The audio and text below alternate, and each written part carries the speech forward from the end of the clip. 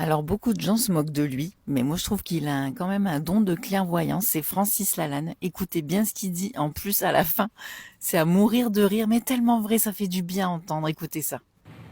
Pourquoi quelqu'un qui est sûr qu'il va perdre une guerre veut à ce point la déclencher? Vous imaginez bien que la France ou même l'Union européenne contre la Russie, ça va dans le mur. On ne gagnera. J'imagine que tu as la réponse. Ben oui, la réponse C'est quoi, d'après toi? Parce qu'ils en ont besoin. Ils ont besoin de ces guerres, de cette guerre. Ils en ont besoin comme on a eu besoin de toutes les guerres. Ils ont besoin de sacrifier les peuples européens? Oui, ils ont besoin déjà pour sauver leur cul déjà. Hein, ils ont besoin, ils ont commis tellement de crimes, ils ont tellement précipité nos nations vers la faillite économique et la banqueroute.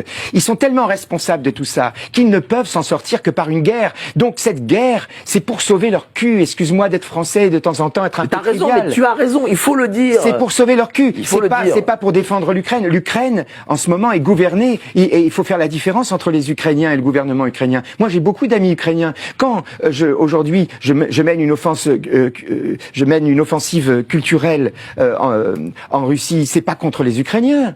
C'est simplement parce que je vis dans un pays où tous les jours, les gouvernants insultent le peuple russe. On ne parle pas comme ça à des Russes. D'ailleurs, on ne parle comme ça à personne. Et il faudrait que ce monsieur qui se prend en plus des torgnoles devant le monde entier, hein, par son papa déguisé en maman en descendant des avions, hein, qui est allé essuyer son cul plein de merde sur le drapeau français en recevant un terroriste à l'Élysée. Pardonne-moi d'être encore un peu français et encore un peu trivial, mais là, ça fait partie de la langue française. Eh bien, moi je dis que cette personne devrait mesurer son langage, ce que je ne fais pas ici, hein, mais pour lui rendre l'appareil lorsqu'il s'adresse à des gouvernants, notamment comme ceux qui aujourd'hui représentent la Russie.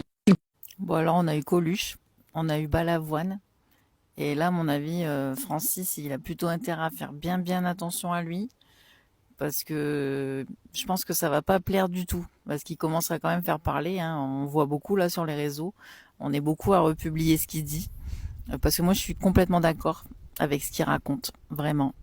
Pourtant au début je le trouvais un peu illuminé, mais en fin de compte il est quand même super clairvoyant, je trouve. Dites-moi en commentaire ce que vous en pensez, n'hésitez pas à republier cette vidéo, parce que je pense pas qu'elle va beaucoup tourner, parce que tout ce qu'il dit en vérité, on le sait, hein, TikTok n'aime pas.